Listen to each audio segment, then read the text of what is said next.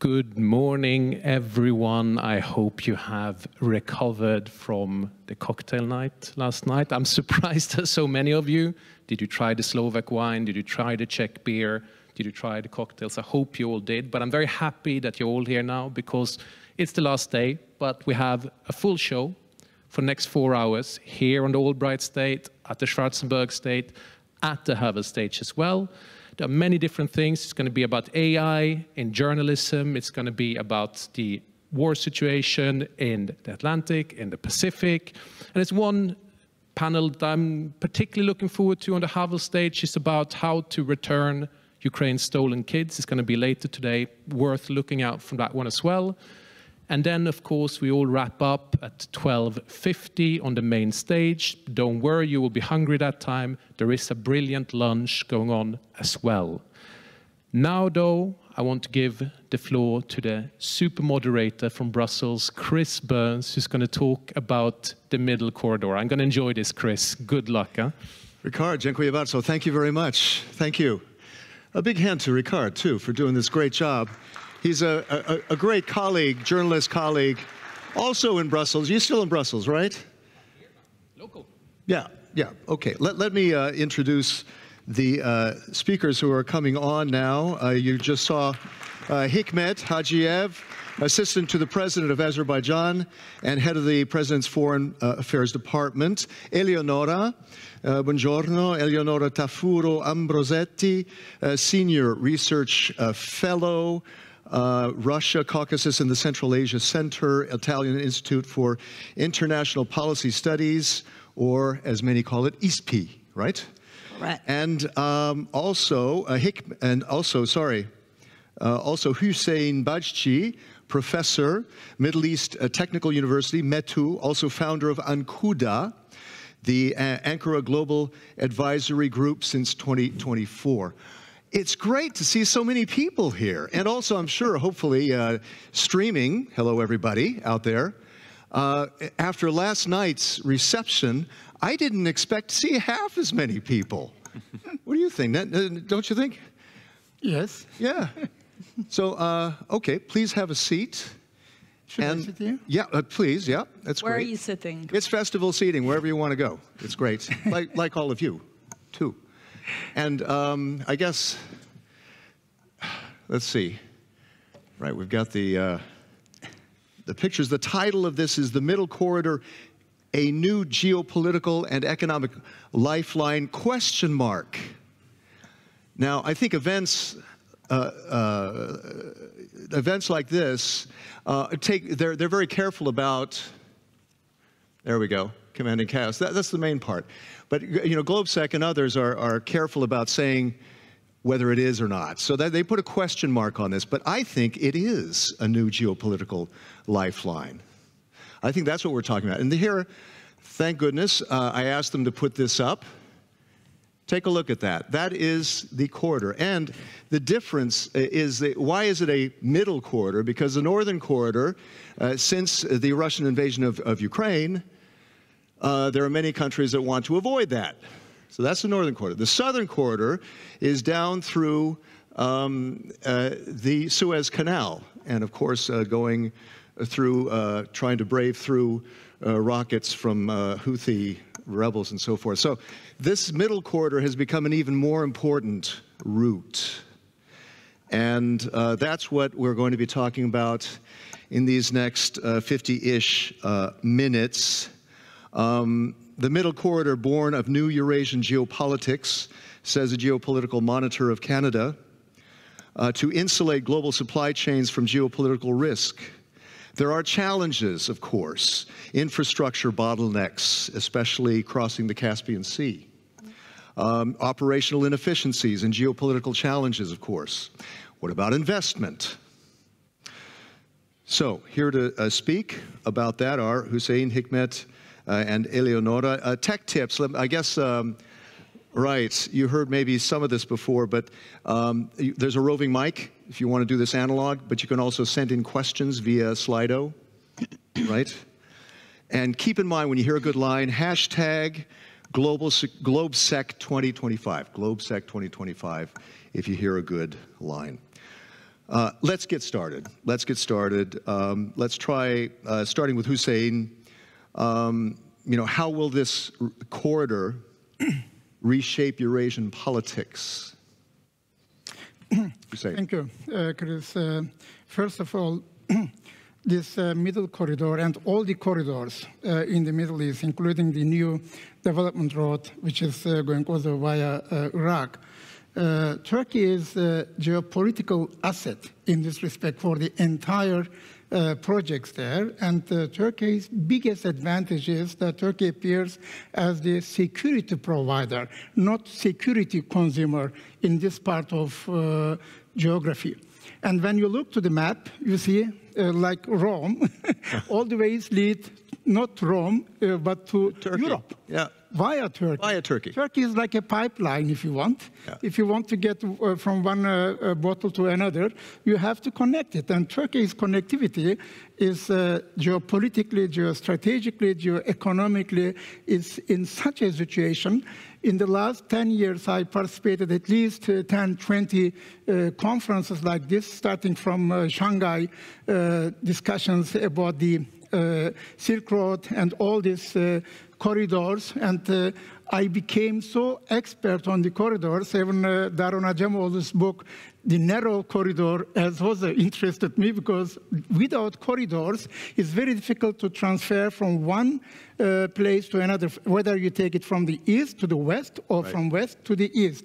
I was also in Zhongqing in China, where the train is taking all the goods to Duisburg, to Germany. And Turkey is now one of the key components, whether it's Russia, China, Iran, Middle East countries, Gulf countries, whatever country you take, there is, by nature, this geopolitical, geostrategic location of Turkey increases the value of Turkey in the coming years also. As President Truman, even in 1945, before World War II, he said, all the ways, air, sea, and land go through Turkey. This is why Turkey was taken into NATO, into the geostrategic calculations of the United States of America as the emerging new power.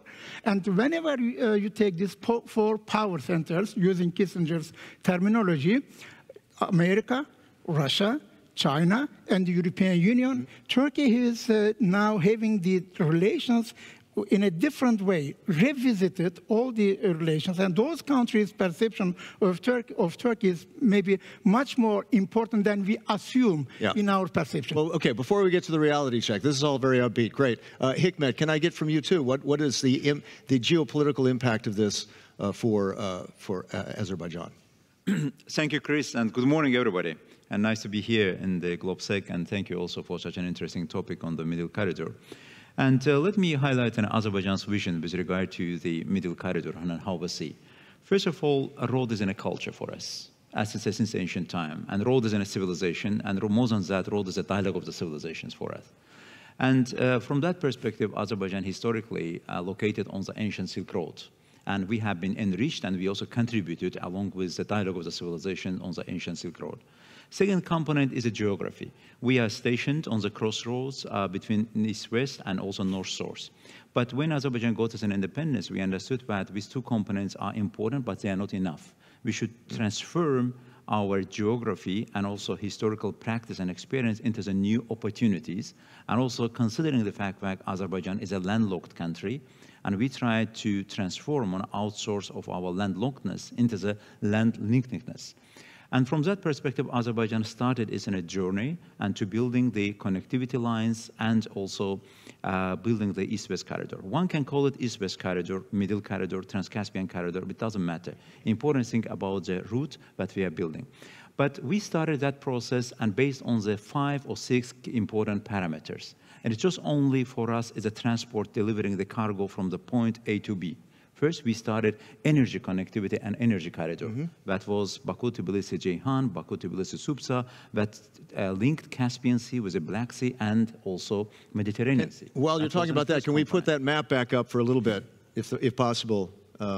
Yeah, please. Second component where we worked is about highways and the land routes. And we built we did our homework, and we built our highways and motorways, but it's not enough that you're having your highways and motorways. You should also link with the neighboring countries. And a third component is about a maritime route. And we linked Caspian Sea with the Central Asian brothers and partners. And we said that Caspian Sea is not a dividing, but unifying factor. As a result of which, we also linked with the 4 seas, Caspian Sea, Black Sea, Mediterranean Sea, and also Trans-Adriatic pipeline. Now we are linking also Adriatic Sea. And yet another tier, and we call it Air Silkway. That is building the air capabilities, air cargo capabilities of Azerbaijan. Now Azerbaijan has 9 operational airports, and also Azerbaijan has one of the biggest air fleet in the region. Now we are also working yet to another important components. Let me just highlight that one as well. Last 2 important component is a digital silkway, but we are building the new high-speed internet linkage through the Eurasian continent, through the Caspian Sea with our Kazakhstani partners. And last but not least, it's a renewable corridor, but we are working currently on that, but also takes the renewable energy potential of the Caspian Sea region via the Black Sea to the Europe. All in all, it's a connectivity and also East-West corridor concept of Azerbaijan, how we see. Let me take a part of this route with you, Eleonora. You've seen the Baku-Tbilisi Karls Railway. You saw it begin and build. And since the Ukraine war, since the full Russian invasion, it's become even more important, right? By how much? 60%, was it? Absolutely. So this is sometimes called the logistic backbone of the Middle Corridor. And I was in Turkey when it was opened, and it was absolutely a major success for Ankara, but also for Azerbaijan and Georgia. And it was the clear example of how these 3 countries collaborated together and had a wonderful working relationship. So it existed for a long time already.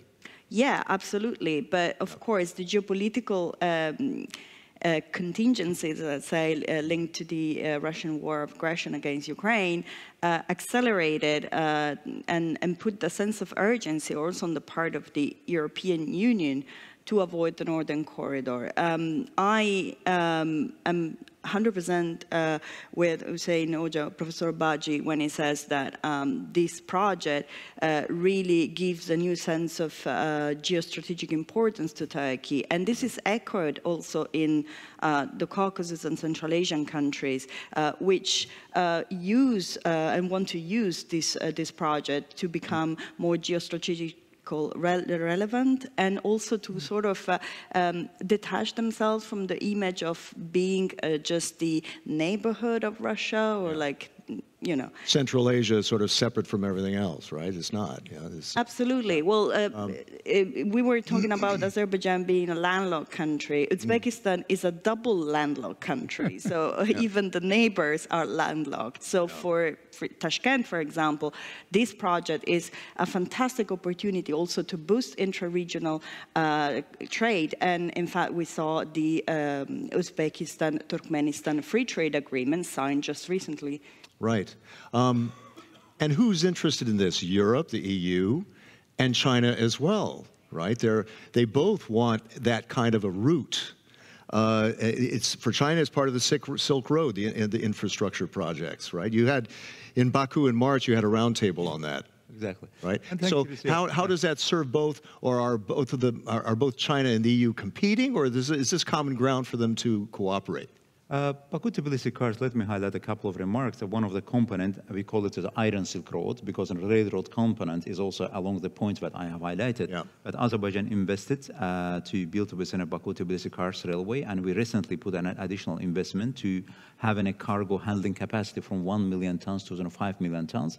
And along with that, we also investing additionally to the Baku ports to raise its capabilities of handling 15 million to 25 million tons. Well, we are preparing ourselves, knew the dynamism of the trade in the region. Instead, your question absolutely is right, and we are seeing ourselves and Middle Corridor as an important linkage between two important economic powerhouses. That's in the European Union and China. Annual trade between European Union and China is beyond 700 billion euros whatsoever. So you see it complementary. It's not two competing. One belt, one even road. Though they are competing.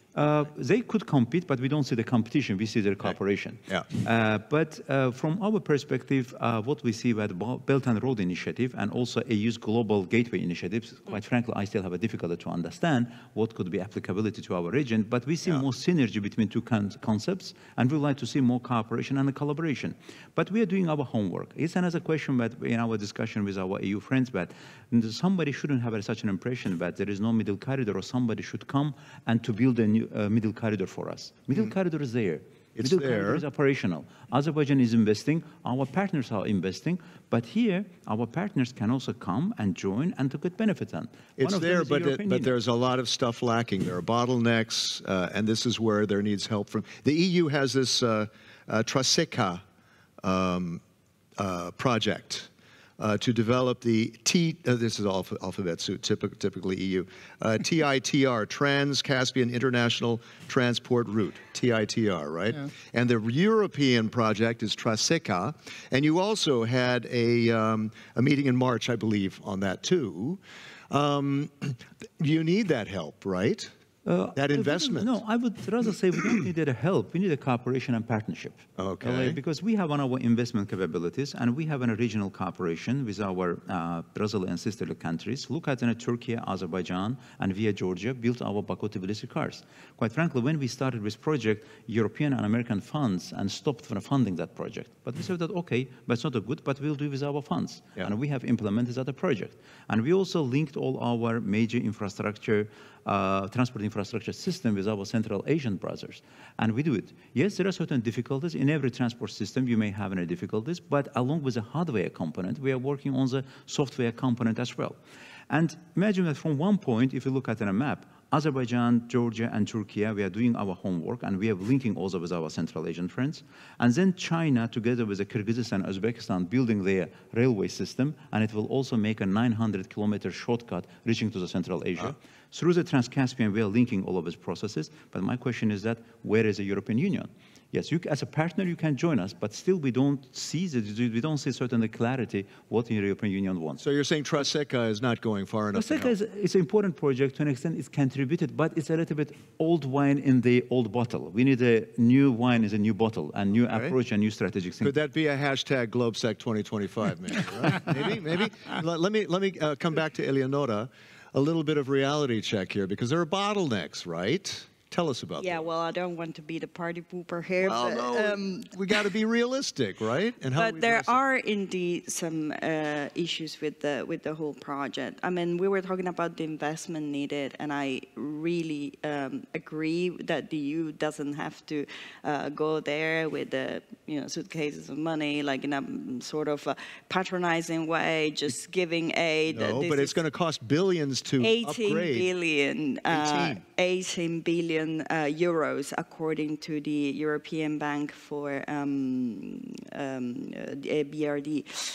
So the problem, it's not just that it's more costly. I mean, the transporting goods from through the Middle Corridor at the moment is costlier than doing it through the Northern Corridor. And I saw some estimates, for instance, 40 food container, the price of transporting a 40 food container range from $3,500 and $4,500 in the Middle Corridor compared to what?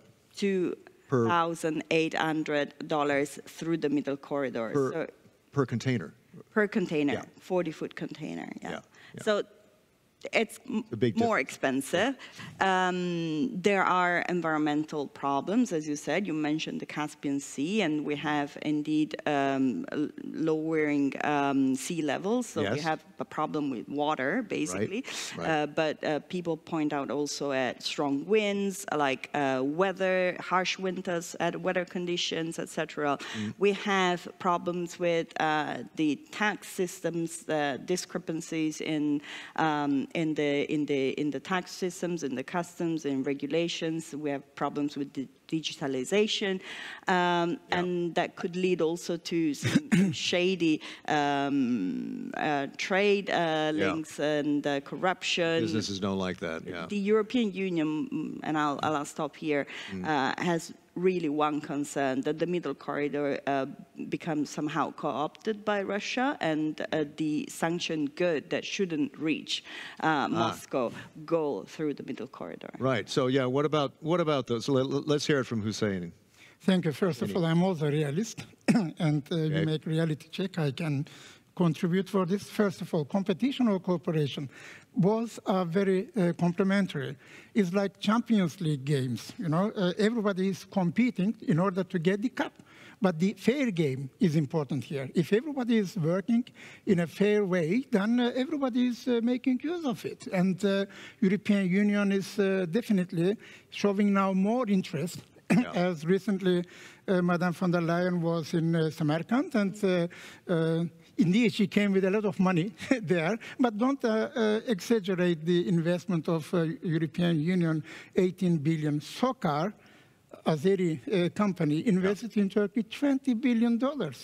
So there is a lot of money, actually. The question is here the political will and the economic perspective. How do you see that this connectivity, as Parakana, from CNN, he was writing this wonderful book, Connectivity. Do we have connectivity in the future, or do we try to prevent? And the Chinese and Russians at the moment are two important countries. Russia is definitely the loser at the moment, because the influence is getting less and less, whereas China is, as the second biggest economy in the world, has a much more different perspective to this area. And old wine in the new bottle probably would be the new topic. The Chinese perspective is important because the Chinese economy needs to export. Without export, Chinese economy cannot survive. It's not domestic production only. And all these countries in the map, wonderful map, I would say, maybe you should just put also Armenia in it, how the Armenia should also be part of this Caucasian connectivity. Okay, that's interesting because we got a Slido question on that, and that's been burning in my head since I saw Prime Minister Pashinyan yesterday make that suggestion, actually. And he put the map up. He put his own map up, right? In that talk, sweet, right? With Maria Tadeo yesterday. I don't know if how many were you there watching Pashinyan? It was very interesting, wasn't it? But his portrayal of it, he called it the peace corridor. Yeah.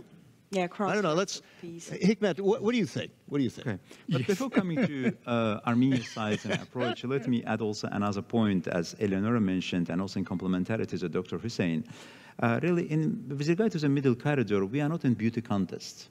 That's to say that middle corridor is one of the best one. And we are doing it, first of all, for our own interest. Okay. Because I told you, we are a landlocked country, and in our region, there is a landlockedness, and we would like to have an outreach and connectivity that we are building and doing our homework together. And also another point here is that in the middle corridor, there is not only the point from A to Z, and between A to Z, there are different varieties and geopolitical variables as well. And so then why not through Armenia? Yes, before coming to that point. And here another question is about the European Union. Yeah. And really, we are doing our homework and we are building our connectivity. The question is that if European Union wants to use that for the European business, and I think that, and we think that from the region, yes, EU also needs that to have more accessibility, more connectivity. Simple share economics and business says that if you have more connectivity, it's for your best interest. Therefore, if European Union comes as a partner, that's fine. If not, then it's a choice of the European Union. But we think that it's the best interest of everybody, and we also, in a transport dialogue, having such a discussion with our EU friends. But regardless of this fact, we will continue to do our homework with our regional partners because it's also in our best interest. And when it comes to Armenia's approach, with a crossroad approach or crossroad, piece of the crossroad or the different variations are coming, I would say it's a little bit too little too late approach. Too little too late in a sense that when Azerbaijan's territories were under the occupation, we always talked about the connectivity as part of the conflict resolution process. Yes. Now conflict is resolved. By the way, it's yet another important component of the connectivity and middle east-west corridor, but you should also have a security and stability for full and effective functioning of the corridors. Okay. Therefore, it's yet another credit really my country should take. We have established a full security and stability in the region. Armenia can be part of the regional mainstream discussions and mainstream transport linkages as well. It is possible. It's not Is it possible? Currently, we are discussing with Armenia as well. It's not in our intention to see any marginalization and isolation in the region. Okay. But in the meantime, Armenia, we also have a certain expectation from Armenian side. What I said, that too little too late in a sense that for 30 years, Armenia kept Nakhchivan region of Azerbaijan under the blockade. Yeah. Now we expect that Armenia should make a first important step towards the Zangezur corridor. I know that my Armenian colleagues have some irritation to the word of corridor. I'm always joking saying that I would like to say entire territory of Azerbaijan being a corridor. Okay, call it pathway, whatever they like it, but we would like first to have a connectivity to Nakhchivan because for 30 years we have been deprived from the opportunity. Once there is a linkage to the Nakhchivan, I think that there could open be yet another opportunities for Armenia as well. But we would like to see also Armenia part of the regional mainstream transport. Okay, as well. So it's not too late. It's never say never. It's there's a possibility. So, Eleonora, how important is this sort of reconciliation, Armenia, Turkey, but also Azerbaijan? It is absolutely important, both like for the regional stability per se, and because we badly need a success story, right, in the current context with the negotiations in Ukraine stalling basically because of Russia, but also because political stability is needed for investment. We need investment, right, and this puts investors back. The possible, I hope not, God forbid, return of war, but lack of war, which we have today. Armenia and Azerbaijan agreed on a text, but the text is not signed and it's not even implemented, obviously. So lack of war is not enough. We need peace. And this could be like the perfect peace dividend, like having connectivity projects, bringing prosperity to everybody. Now, I'd just like to throw something in here, too, because lack of war. Well, there's a hot war right there on the doorstep between Israel and Iran.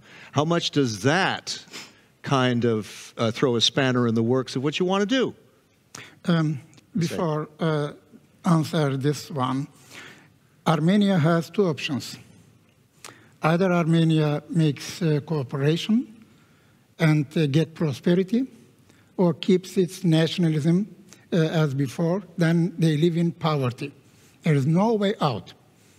50-50, poverty versus prosperity. So there should be a peace, and there are a lot of projects. And since 1992, when the Black Sea Economic Cooperation was established, Armenia was rejecting to participate in all these projects. Now it is changing of times. Armenia should also change its mind to get more integrated, connected. And what happens in Iran is very interesting also. Definitely Zangezur corridor, as Mr. Hajiyev was talking rightly, is making many things easier. What Iran was resisting, of course, the Turkish-Iranian competition, not necessarily cooperation. The Iranians, we have been just a couple of weeks ago in Tehran Dialogue Forum, and we saw there also the readiness that Iran is also recognizing because of China, that to cooperate, not compete necessarily, but to cooperate would also be in the interest of Iran. Two countries, Iran and Armenia, are very close, as we know, but both have one option.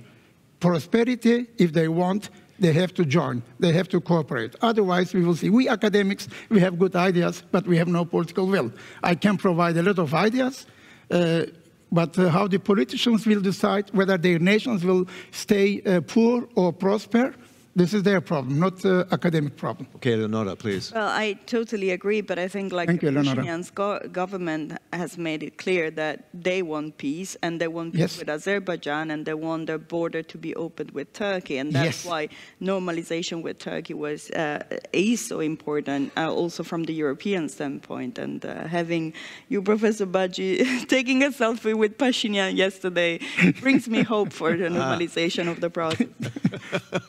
It is true. The border should be opened as soon as possible, as we saw this during the earthquake. I mean, I have been in Armenia twice, and why do we fly to Armenia via Vienna? From Istanbul is directly 1 hour, 15 minutes. Why? Thousands of people can go and come back and prosper together. Caucasus would become like the so-called Praline empires, Netherlands, Belgium, and Luxembourg. So we missed a lot of opportunities in this part of the world. So look to the future from a different angle, as Henry Kissinger says. If you are on the wrong side of the history, change the position of your chair and look from this perspective. And this is the question now, whether it will be the case or not. The Benelux of Central Asia, right? Yes. Allow me a couple of remarks. Yes, Hikmet, please. Okay. Armenia and Azerbaijan. You know, with regard to the connectivity through the Armenia, yet another point yet that we asked our Armenian counterparts, that you should also prove your commercial viability. Because Azerbaijan has already built also a linkage through the regional countries, whether it's in Georgia, and currently we are working through the Iran as well. And now Armenia should make it commercially viable and attractive that passage through the territory of Armenia could also be economically viable. And we are still expecting from that perspective. But good thing is that through the bilateral channels, we are working with Armenia on many different chapters that we have. One of them is a peace treaty, border delimitation, and some other issues. On the peace treaty, that has been also subject to a discussion in yesterday's deliberations. And yes, text has been agreed. Still, we have pending issues, but through the bilateral channels, we are working on that as well. What about Kazakhstan? And I've been to Kazakhstan recently and covered, had a show actually on the dynamism of lots of companies and so forth. Great. But there is also, I think, the point about the ports there on the Caspian, that especially since this upswing in trade, in shipping, they can't keep up. These ports need to be improved. How much is that an issue? How much is that a bottleneck? Who wants to comment on that? With our Central Asian brothers, you know what, Central Asia and Azerbaijan, we always call it's not a matter of the mathematics 5+1, it's a matter of the chemistry, it's a 6.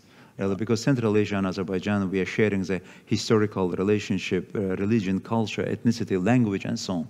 And based on those parameters, and today Central Asia and Azerbaijan relationship have been further deepened and further enhanced. With our Central Asian friends and partners, we are currently working on multidimensional cooperation. One of them is in a connectivity, because Central Asia is in a landlocked region as well.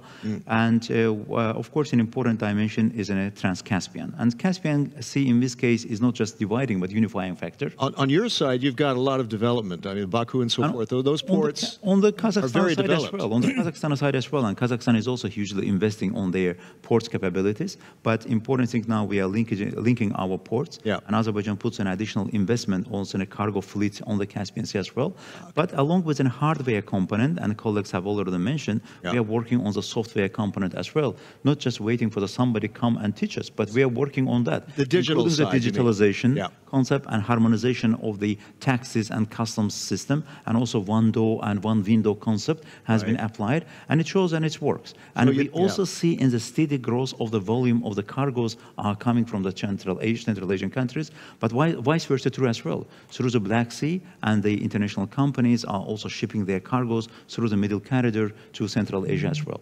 Let me also highlight another point that with regard to the concept of Azerbaijan that I've tried to elaborate, and also Dr. Hüseyin mentioned our neighbors. Indeed, you know, when the conflict was over, Azerbaijan came up with an initiative of 3+3.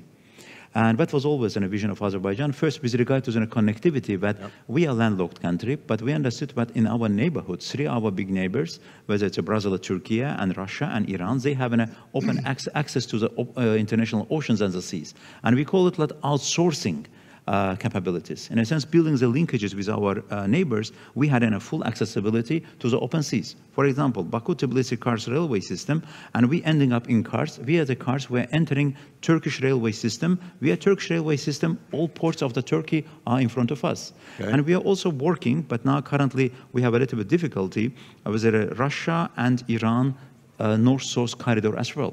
It links in a Gulf with the St. Petersburg port of Russia.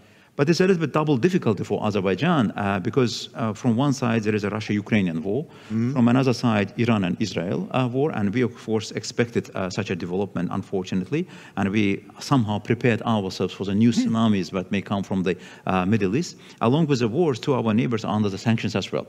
It's another puts another difficulty. But important thing is in the context of the peace, that there is a peace and stability in the region of the South Caucasus. Azerbaijan did a lot to ensure the current peace and stability. Conflict is over, war is over. We are working on the peace agenda. Importantly, there is a new status quo in the Caucasus. That is a status quo based on the legitimacy, legality, and international law. Previous status quo, unfortunately, was based on the fact of occupation. That's nowhere. All right. Eleonora, while you comment, can I ask if anybody has a question, please? Get a mic over here. Yes, Eleonora. I just wanted to highlight the importance of this North-South corridor that was mentioned, because this is also like a project that was sort of shelved a bit, and then it came back with the war against Ukraine, because Russia really wanted to create new routes, and this corridor should link Russia to India via Azerbaijan, Iran. But of course, the two main sponsors of this corridor are Russia and Iran, the most sanctioned countries in the world. So, to be honest, I don't think this project will have more success than the middle corridor. Okay, there's a reality check. We have a question here, please. Thank you very much. I'm Stepan Safarian from Armenia. Just thank you very much for this interesting discussion. Yesterday, Armenia's Prime Minister was very, very positive, signaling Azerbaijan in terms of establishing peace and connectivity. You're right, Mr. Moderator, just referring to the map that was shown here. Thank you. And now, apparently, Azerbaijan's reaction is that Armenia is too late.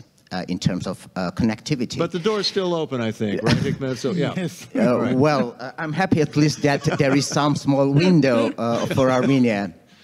But I would like to recommend Mr. Hajiyev that if not the entity, if not the region as an entity, then of course EU and others will be very cautious, because the region itself is of strategic importance as an entity, not as independent countries. So this is more a statement than a question then here, right? No, I mean, I'm coming to my question. Okay. What you you referred to some pending issues, Mr. Hajiyev, but yesterday again, Mr. Pashinyan was very, very clear in terms of the concerns that Azerbaijan has regarding to different things. So can you elaborate a little bit more what you understand under these pending issues? Because till now we know that the major issue that Azerbaijan raised this January by the president of Azerbaijan was again territorial claim against Armenia and just claim for so-called Zangezur corridor with Nakhichevan, which has never been enclave, as you said, or isolated, because it has at least 2 foreign borders with Iran and Turkey. Thank you very much. Is Mr. Aliyev ready to cut a deal, in other words? Really, first thing that we should take that Azerbaijan has transformed the region of the South Caucasus. That we should be very clear. And now we have in a positive situation, a new status quo in the region. Unfortunately, it doesn't come through the goodwill of Armenian side, because Azerbaijan invested 30 years negotiation process, but without any particular results. But it's in the past. Now we have a real peace in the region. There is a de facto peace on Armenia and Azerbaijan. There is a calmness. And if you put it in the wider context of what is happening in the world, I think that South Caucasus is comparatively one of the most stable regions in the world, and in our neighborhood and in the broader global sense. That's in a first positive sign. Secondly, on a bilateral channel, we are working with our Armenian counterparts, and it also proved itself quite efficient, whether it's a border delimitation, whether it's in a transport connectivity issues, peace agenda. By the way, peace treaty has been drafted in Baku. Yeah. And the fundamental principles of the peace treaty has been elaborated in Baku and presented to Armenian side. It once again demonstration of the political willingness of Azerbaijan to transform the region of the South Caucasus. Now, with regard to the open issues, yes, we agreed on the text of the peace treaty, but 2 important issues that matter for Azerbaijan. Of course, we understand that any constitutional framework is a part of the internal political dynamism in every country, but once in the constitution there is a reference to the territory of another country, it becomes a matter of the concern. Because we know about the declaration on the national independence of Armenia, that's also in the preamble of the Armenian constitution, and that also calls for the miatsum. Miatsum in Armenian language is a unification of Karabakh with Armenia. And we are not acting in diplomatic limbo. Look at the Good Friday Agreement in 1998, when Republic of Ireland and United Kingdom signed a Good Friday Agreement. It also urged and called for the change of the constitution of the Republic of Ireland, which had territorial claims on the Northern Ireland. It has been changed, now have a comprehensive treaty, peace treaty. Well, that's also Azerbaijan's approach, that if we are talking about the peace, not just in a peace having between 2 governments, and we would like to have a peace with the Armenian people in a very comprehensive strategic manner. Therefore, such a exclusion of such a clause from the legislative and legal framework of Armenia, I think that will ease all impediments on our way. Second issue, I don't think that it's so important, but it has a psychological effect about a completely dysfunctional relic of the history, that's a Minsk group, and I still have a difficulty to understand why Armenian side is dragging it. I think that it's in a time to make a joint appeal to the OSCE, completely abolishing with the unnecessary dysfunctional, that's called also completely diplomatic failures of Minsk group. So the ball is in Mr. Pashinyan's court, as far as you're concerned. Yes, and I consider you almost an éminence grise of Mr. Aliyev. Please, Hüseyin. As Turkey, I would suggest Armenians and Azeris come to Istanbul. We are both landlocked. In Istanbul, at the Bosporus, we have fish and raki and wine and talk. You are too much landlocked, indeed, also in your minds. Look to the perspective. Since 1992, Black Sea Economic Cooperation was established in order to provide that those countries who have nothing to do with the Black Sea should have the platform to come to talk. 33 years. No, they were not able to come together. Now make the chance. Use it. In a Tehran Dialogue Forum, your National Security Director was speaking in a way, you can check it, wonderful. Now, you have 2 alternatives. Either you have the peace or further conflict. This is up to you. The second one, I would suggest, is Turkey is providing platform, not only to Russians and Ukrainians, but in this case also to both of you. Iran is an important country now. You have both these relations. And look what happens in Iran. What will be in the Middle East? So our position should be not the prisoner of the past. Look to the future, and you have a new generation in your country, in Azerbaijan, and in the entire Central Asia. Look to the new generation's expectations, what they want. Do they just stay there and having only the nationalistic tendencies, or do they want to get more globalized? So it is the responsibility of the politics, not of the academics. You have two chances, prosperity or poverty. It's up to you. Okay, Hüseyin, point well said. I didn't think we'd make mention of Rocky this morning, but that's fantastic. Fear of the dog that bit you. Yes, please. Good morning, everyone. Rosten Plevnil is my name. I'm former president of Bulgaria, 2012-2017. As we see very well on the map, the middle corridor, it just comes to Bulgarian border, Bulgarian-Turkish border. Let's what put we this see, map. Can you put the map back up? This is important. Extreme dynamism. Let me give you just some facts, because even myself, I was surprised when I was preparing for that panel. Just 3 months ago, Bulgaria and Turkey announced the cross-border point between us as the biggest land cross-border point in the world. Yep. It's more busy than the one between Mexico and United States. That's true. Really? And we agreed together with the European Commission it's going to be built up even to new capacity. So we see extreme dynamism. Speaking on the connections, the European Commission has agreed with us. We built to high-speed rail standards the connection from Turkey to Serbian border. We're building safety parking, 14 locations on the Bulgarian-Turkish-Serbian connection with European money. As you see over there, it's the Bulgarian border over there. We see a lot of countries not sleeping, extremely active on the middle corridor. For example, Romania, Bulgaria, and many others have signed to the energy corridor. By the way, it's decreasing and not increasing Russian influence. Gazprom was blackmailing us. They stopped from 100 to 0 deliveries to Bulgaria on a certain day. It was the middle corridor that was saving us, bringing competitive gas to us long term. It is a lot of countries, 11 in Central and Southeast Europe, on the digital, 2 on the green corridor from Hungary to Bulgaria to Romania. We signed up, we're working, it works. So nobody is sleeping. Do you have a question for the panel, or is this a statement? My question is not a question, it's just thank you, Turkey, thank you, Azerbaijan, for understanding the importance of the middle corridor. Continue the good job. Thank you. Let me show the say thank you, Bulgaria, for the cooperation. No, but one thing Armenia should join.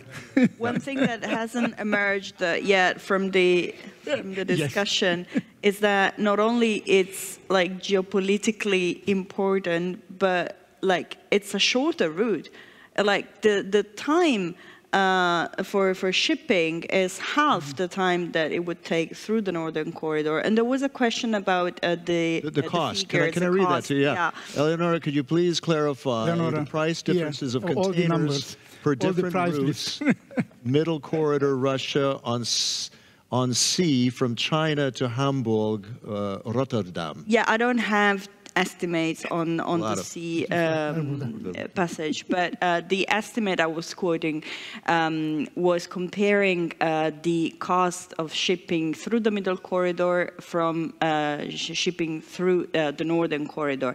And with the middle corridor, it's roughly $1,000 more expensive per container. So there is still big price, big price difference. Big gap, But I think one of your talking points, I think, was that much as we said about the interest of the European Commission and the EU in this, and energy union and so forth, they're not enough on the dance floor in the region, right? Is that what you're suggesting, that there should be more commitment? There should be more commitment, but I think like we're going in the right direction. As I think it was Hüseyin was quoting von der Leyen's speech in Samarkand, and I think the EU is really putting this middle corridor project at the center of its regional policy. But are we seeing the money behind that? Probably not yet, But I think like we're getting there. I think there is a realization in Brussels that this is the project that has to be financed and boosted in order both to have like a gateway and to diversify away from like routes going through Russia, but also to boost regional stability, and that is why it's like it's going to be like at the center of the EU's South Caucasus and Central Asia policy. Right. That Traseka should support TITER and so forth. The alphabet soup.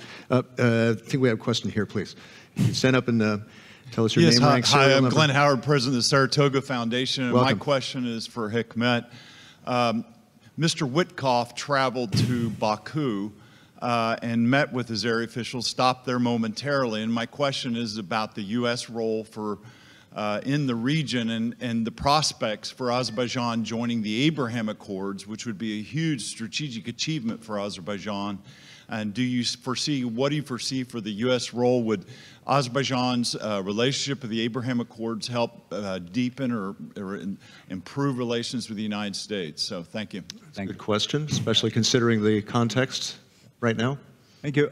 With the current administration of the United States, and we indeed see a lot of opportunity to transform and to elevate United States-Azerbaijan's relationship to qualitatively new level. And we think that there is a possibility to reach to the point of the strategic partnership with the current administration.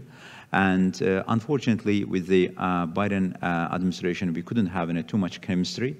And we didn't see any strategic regional outlook from that administration. But within the current administration, we see mutual willingness to promote. But we also didn't forget that in his first tenure, President Trump's particular engagement ensured success of the Trans-Adriatic pipeline. His engagement, his political emphasis made it a reality, but we are very thankful for them. And it also currently effectively contributes to the European energy security. And currently, Azerbaijan, as President Aliyev mentioned, Azerbaijan currently exports its gas to the 8 EU member countries, and 12 European member countries are receiving Azerbaijani gas. And we are looking forward to broaden even geography our relationship. And yes, Special Envoy Mr. Witkoff visited Azerbaijan, and there was a discussion about regional affairs, including the United States-Azerbaijan cooperation and partnership. But with regard to the Abraham Accords, when a couple of the weeks ago I was asked by some American journalists, I said that really Abraham Accords, we think that it started with Azerbaijan even back in 1992. Because in back 1992, Azerbaijan established a full diplomatic relation with the State of Israel. And we have a good relations. Therefore, spirit and letter of the Abraham Accords isn't here. What else we can do, please let us know. From that perspective, I think that we can also somehow contribute and to include the current reality of what we see in the Middle East. Are there any other questions out there? And also, please do send in via Slido, those of you here and those of you who are watching streaming. You're welcome to send in. And if you allow me on Green yes, Corridor, as Mr. President mentioned, for the Green Corridor, actually it's also in line with Azerbaijan's overall vision. Along with the energy corridor in the early 90s, we started with the carbohydrate export, and we call it energy connectivity, energy east-west corridor, what we can call it. Now, currently, we are working on the Green Corridor. Green Corridor in a sense that in Azerbaijan, there is a huge capacity, and Azerbaijan's renewable capacity onshore and offshore is around the 200 gigawatt. And with the Georgia, Romania, and Hungary, we decided to establish a sub-Black Sea cable based on the renewables, and Bulgarian friends have also joined to that. Now currently working on a two-dimensional renewable corridor. One can go through the Black Sea, another one Turkey and Bulgaria. Now in the last COP, and we also signed a MOU with our Central Asian friends, Kazakhstan and Uzbekistan, Trans-Caspian, because Central Asian region also has a renewable. Because EU needs a new energy, and EU's market is developing, and EU is also switching towards the new digitalization. New digitalization requires a new electricity capabilities as well. Yeah. And the region of the South Caucasus and Caspian region is geographically close, reliable partners. I think that from that parameters, renewables or green corridor could be yet another new component of the East-West corridor as such. I didn't realize I'm out of time. I'm so sorry. But one real quick, okay, go ahead, Hüseyin, please. Because integrate this in your answer, is what if suddenly there's peace? Not between Ukraine and Russia. What if? Russia. I thought that you saying Armenia, Azerbaijan. What happens? Does this whole thing fall through and then we go back to the old trade? I mean, that was one of your talking points, right, Eleonora? Yeah, I mean, because geopolitics can be a trigger. It could turn into an obstacle, given that we need so much investment and so much money. What if there is peace and the sense of urgency disappears? But I do think that the regional dynamics that my colleagues explained so well, in a way, can help these projects to go on and to develop, even if there was a peace. Also, it's Russian war against Ukraine is not the only one. You remember the security dynamics in the Red Sea, Trump's tariffs as well, like boosting intra-regional trade. You know, there are other geopolitical factors that we have to factor in. Have a life of its own, actually, then, despite it all. I guess last word, sorry, Hüseyin, in September, October, the wine will be now taken, and all the Caucasian countries can produce new wine with new bottles. Okay? This is the opportunity. Do it. By the way, Georgians, Azeris, and the Armenians are very good in this. Yes. Yes. Let's have a Rocky after this. I can confirm. Yeah. All right. Thanks to everybody. Thanks to Hüseyin, Hikmet, Eleonora, and you. Thank you as well. And your job is not done yet. Hashtag GLOBSEC 2025. I'm sure you must have heard something just in the past hour. Just cast wider. I'm Chris Burns.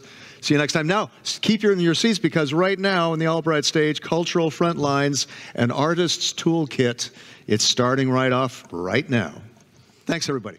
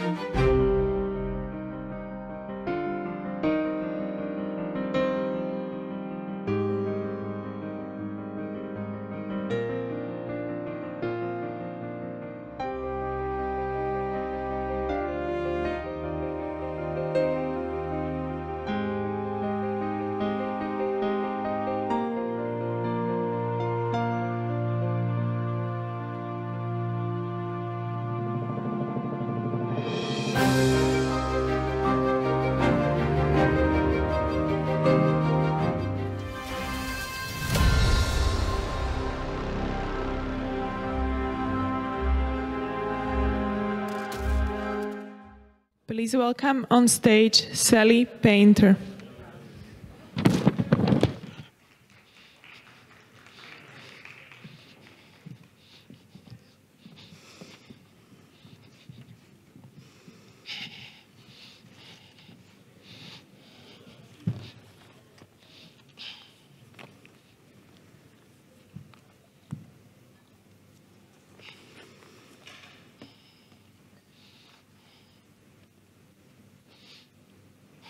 Well, we're glad you're here.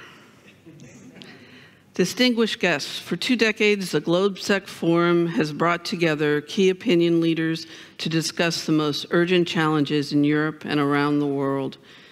Shaping the future demands high-level discussion, but it also requires genuine engagement with communities themselves. These are the true protagonists in decision-making about resilience, healing, and rebuilding after conflict and disaster. For this reason, I want to thank GLOBSEC for its vision in incorporating the first panel dedicated to the transformative power of artists in times of conflict and loss. This is not just a symbolic gesture. It is a vital recognition that the voices of artists and the communities they represent are essential for meaningful restoration and rehabilitation. Art not only reflects on shared experiences, but also empowers to envision new possibilities and take collective action. I would like to introduce Jan Gilbert, a dear friend and our moderator. Jan is an icon in the artistic community and an extraordinary artist in her own right. Her collaborative projects of playing a pivotal role in the recovery of New Orleans after Katrina and the war in the Balkans. I would also like to do a shout out to Kevin McCaffrey, who paired the loop we are waiting to see. Jan, over to you.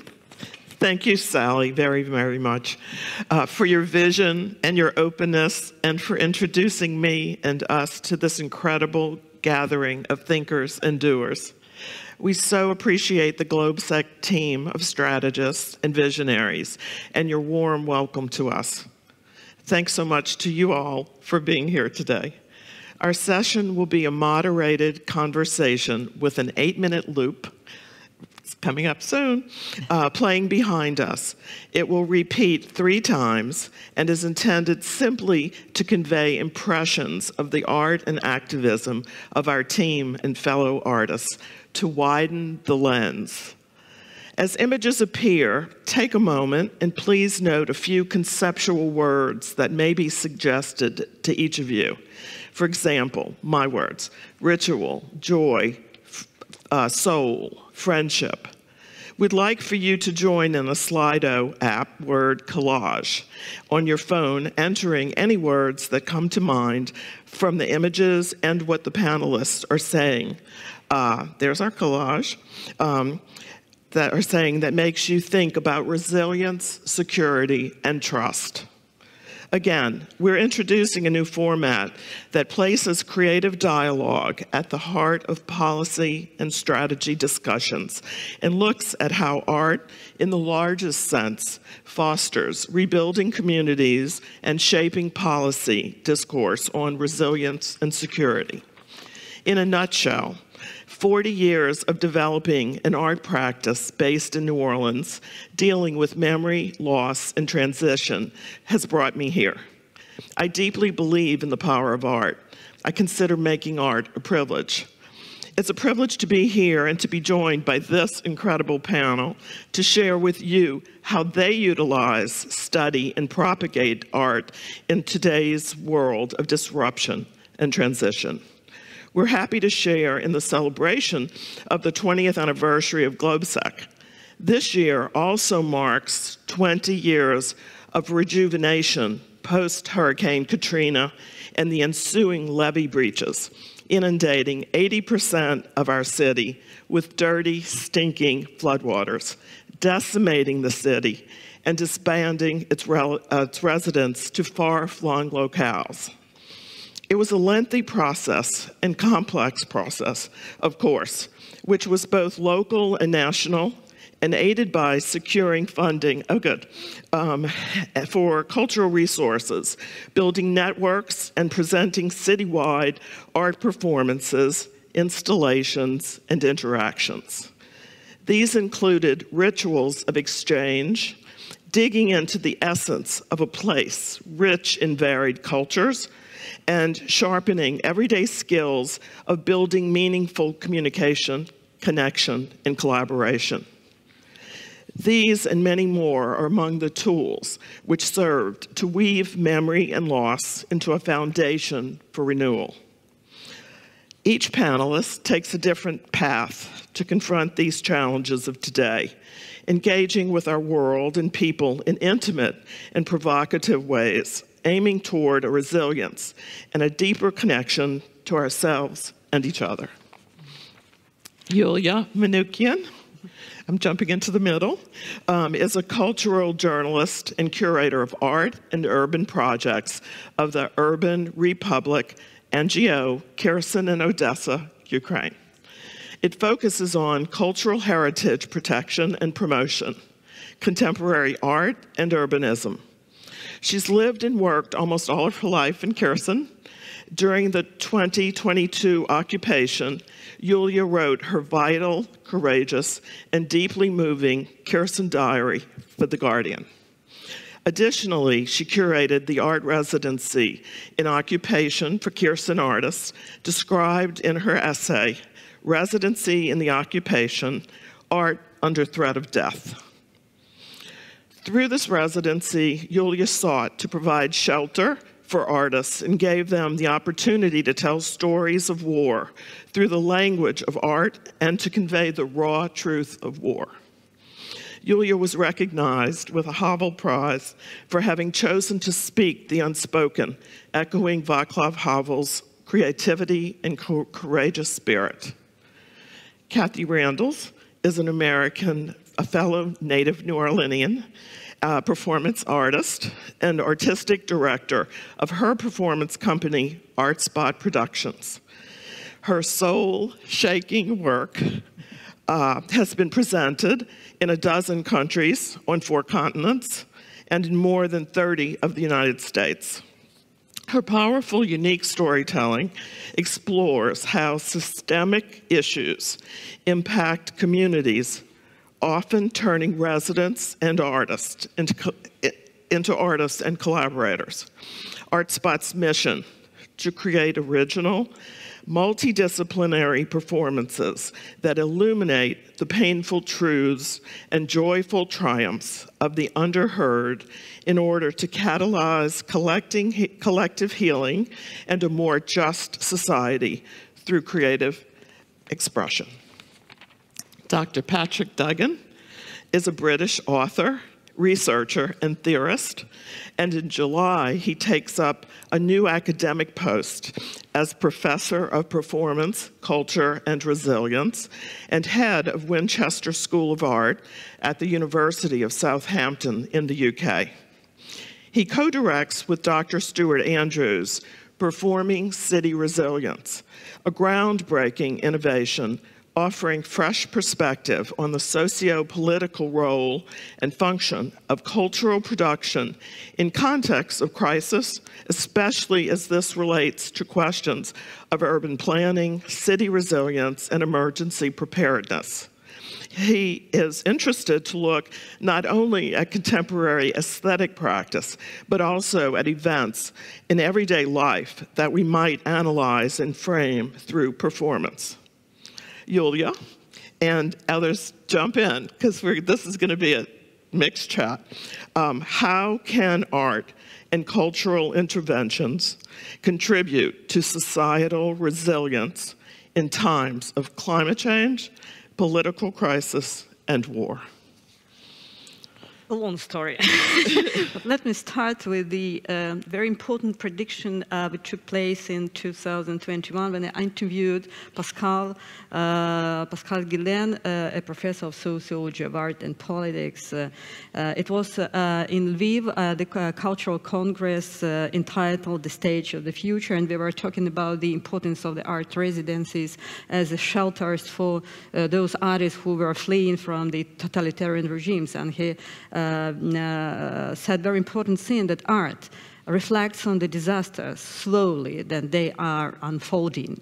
But without those practices, we can't have a complete picture of our perception of these disasters. And who knew then that it will be absolutely relevant for us in a year. So when I organized, Kherson was occupied almost immediately. There were no opportunities to escape. Very few people managed to do it. So we appeared in this terrible reality, and the first days were absolutely a terror. But then I saw the first artistic reactions on social media on the free part of Ukraine, reflecting on war, and I decided to organize this residency in the occupation, uniting us, because we didn't see each other in the first weeks of the occupation, united us around our habitual artistic practices, and six brave people agreed to gather in the underground. It was literally underground because we gathered in the artistic studio in the basement. So we were naive and too brave, not assessing objectively the risk, but it was the only way out not to be depressed and not to be absolutely down with, in such a surrounding. So, but preliminary, I would like to explain you the difference between our artistic practices in Kherson in pre-war period and in the current situation.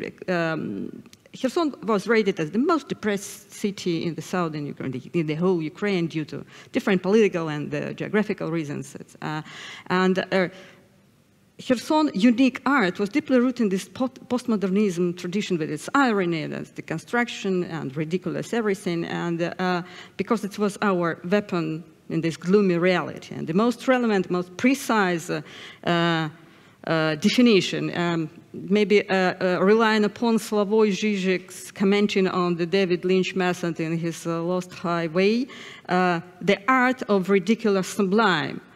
When our art distilled this sublime into ridiculous, ridiculing the Philistine hypocrisy, the kitsch, so reflecting, opposing this very depressed reality.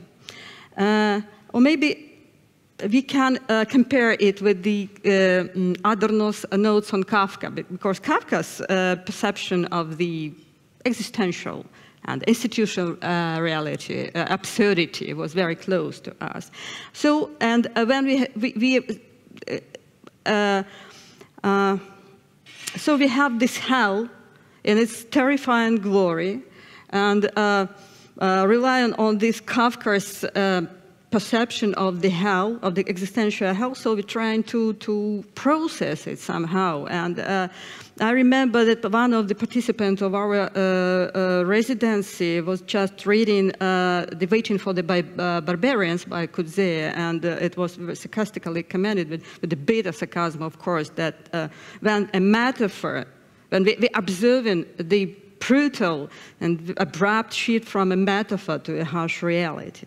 So we were very provoking. But now when we are dealing with our practices are related to the war-torn communities in the free part of Kherson region, of course, we can't be that sarcastic or too ironical or too snobbish or arrogant, because it's not our objective to polarize the traumatized society, to be decisive, to provoke when people need some healing of this trauma. And our objective now, the very important thing that we are part, we've been part since 2022 of the Documenting Ukraine program launched by Timothy Snyder and the Institute for Human Studies, documenting ruin and damages of the architectural, cultural heritage in the southern Ukraine. And so then dealing with these rural communities, most of them are being severely shelled. But we're trying to preserve not the cultural heritage physically. It's impossible. We are talking, well, we are sitting now, we are losing more and more tangible and intangible cultural heritage there, but the memory, to preserve the memory of it. Because can you imagine in the future these vast territories without any material cultural heritage and without memory of them? So we are trying to invite artists, architects, young artists, designers, creative people to reflect on the unique heritage of for now, 9 settlements and villages of Kherson region. So that's our approach. It's different. It's the given the so-called ethnographic turn, when art appropriates the methodology of anthropology and became, it's a more deeper, profound immersion into the local context, a deep respect to the local and historical context, to the stories, to the hidden stories, erased stories by the 100 years of Russian colonization and then the Soviet era. So that's very hard. You deal with trauma and tragedy, but simultaneously, you try to visualize the recovery strategy, the future for these settlements and villages, and through the lens of art. It's very, very helpful for them because we know that art is quite universal language, and through this dialogue with the locals, with a very, you can imagine how to promote contemporary art in the rural areas. They are very cautious to art interventions. So we don't call it art interventions. We call it dialogue. We call it establishing this connection. And for the artists, it's a very encouraging job because they hope that their reflections, their visions, can shown in public spaces, public art and development public spaces, a great demand for new modern memorials. Because people don't want now this inherited Soviet pattern, these grandiose bronze statues. That's a great demand for cozy public spaces with lots of greens, with this commemoration component, not dominant on the area, but very powerful, attracting our attention, calling us to immerse in this local story, the story of losses. So that's thank you. Yeah, yes, that's what we are trying to promote now. Yeah. Would you like a stab at it, Patrick, or? Yeah, sure. Hi, thanks for the lovely introduction. It's great to be here. It's great that art and culture are part of a strategic conversation about global security. The work that I've been doing since 2017 has been trying to broker relationships between artists and culture bearers and arts organizations and the more strategic side of resilience and emergency planning, and thinking about what's the crossover between those things. So I think it's really interesting to hear you talk about dialogue in the context of war and crisis, and to think about healing and reimagining and thinking about possible futures. The thing that is true about all artists is that they are always already engaged in interrogating the context where they're making their work, irrespective of strategy or policy, irrespective of the context that they find themselves in. Artists are complex problem solvers, and I think that my work starts there, is if we understand that artists and arts organizations are a strategic part of how we think about resilience, security, and emergency planning, what do we leverage through that understanding? And I don't mean here telling artists to make stories about flooding in New Orleans. Artists should be allowed to be artists. They shouldn't be made to address resilience challenges, but they do that work already. So a lot of what I'm involved in doing is brokering relationships between different sectors. And how is that valuable? Well, I think that one of the things that happens is if you start approaching problems and challenges from different perspectives, you arrive at new solutions and you arrive at new ways of thinking. So to give you a brief example, in 2019 in New Orleans, I ran a workshop in City Hall with the head of hazard mitigation for New Orleans, which is a pretty serious job in a city like New Orleans, that at the time was said to be sinking into the sea.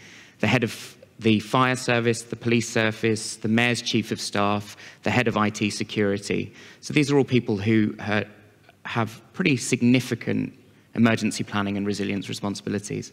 And we brought them into a room to talk about art.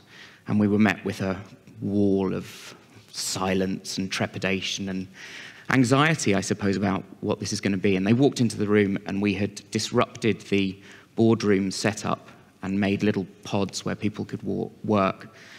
And someone went, God, this is going to be different. And so we had a kind of hostile environment. It was very civil, but there was resistance.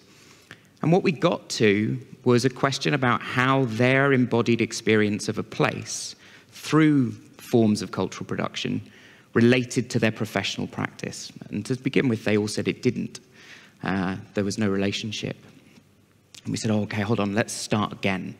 You can't think that your embodied experience of a place is not relevant to your understanding of how you carry out your professional practice in emergency planning.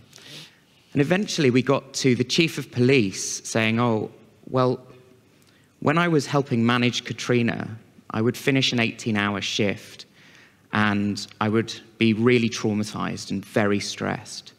And I would get off the boat that I was working on the Mississippi, and I would stand in the car park of the Hilton Hotel, And for 5 minutes every day, I would stare at a mural of whales, and it would bring me peace and calm, and I would be able to attend to how I did my job the next day. Which is a really tiny example of the way in which we need to start thinking about the relationship between our professional practices, particularly as we think about global security in a complex world, and the way in which we experience the world around us and what those two things mean together. And I think artists are a brilliant way of reimagining what's possible in the world around us, and we need to take that seriously at a strategic and policy level. Thank you. Kathy? Go, girl. Dance when you're broken open. Dance when you've torn the bandage off. Dance in the middle of the fighting. Dance in your blood. Dance when you are perfectly free. Dance when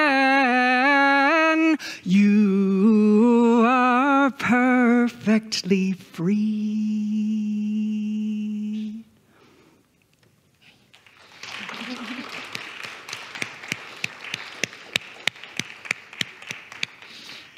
Those words some of you may recognize. They were written many, many years ago by Rumi. And the song was set by a Serbian artist by the name of Tina Milivojevic, who was an actress with Dah Teatar, who is still alive and well in Belgrade today. I learned that song when I stepped in for Tina when she left Dah Teatar, and it was part of a performance called The Helen Keller Case. A theater company in Serbia found inspiration from Helen Keller, who was blind and deaf and couldn't speak, an activist and healer from the United States. And for them, the metaphor was they in Serbia had been removed from conversation with the rest of the world.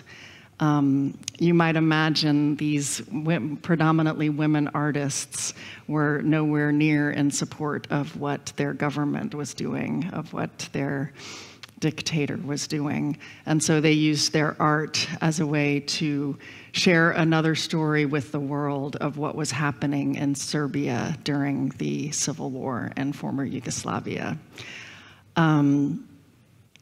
I met them in 1996 in Austin, Texas. I saw them, I fell in love. I said, this is what theater can do. Let me learn more. By the grace of the Louisiana Division of the Arts, I was given a fellowship to go to Belgrade to work with them and learn from them. And while I was there, I took a little time off to visit other parts of former Yugoslavia, and I saw Sarajevo. And this was 1997, and I was told that Madeleine Albright was a hero of the Dayton Accords. And I'd never seen any, I have never seen anything like Sarajevo in 1997, and don't know if I ever will. Hope that I never have to in my own country, but one never knows.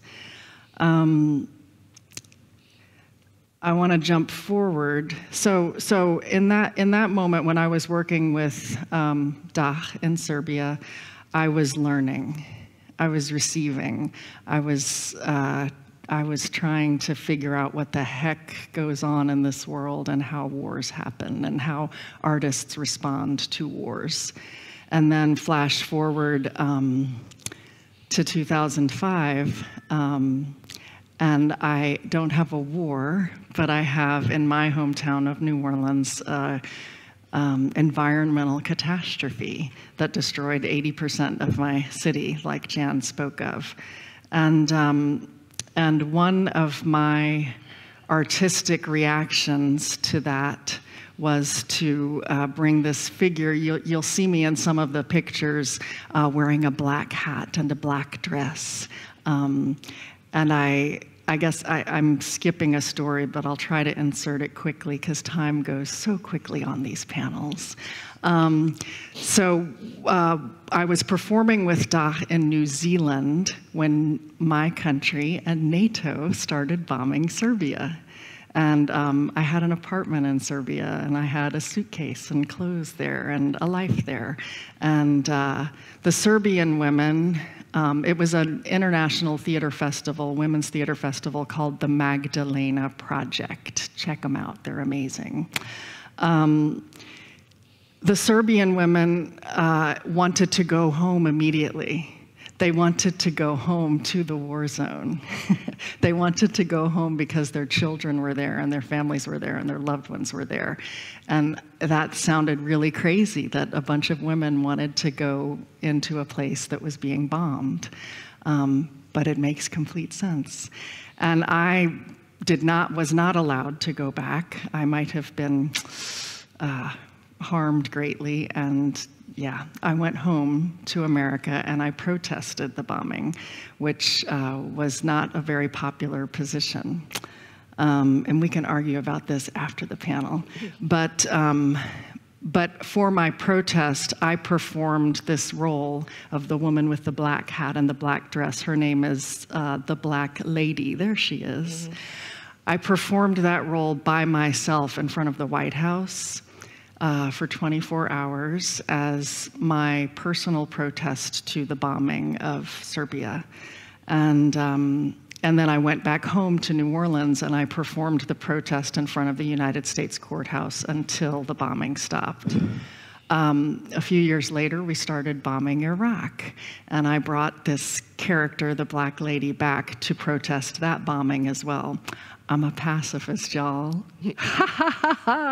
So interesting to be in this, a pacifist in this global security conference. But, you know, it takes all of us. And so my protest at that time was to rip the stars off of the American flag, to place them in a jar with water and salt, which to me meant a jar of tears, crying for the hubris of the empire into which I was born, the United States of America. And then finally, I'll come back to Katrina. Sorry, y'all, I can chase rabbits. That's what we call what I'm doing now. I go a long way around to get to a point. So when Katrina hit, one of the performances that I made was I brought the Black Lady into the home that I grew up in.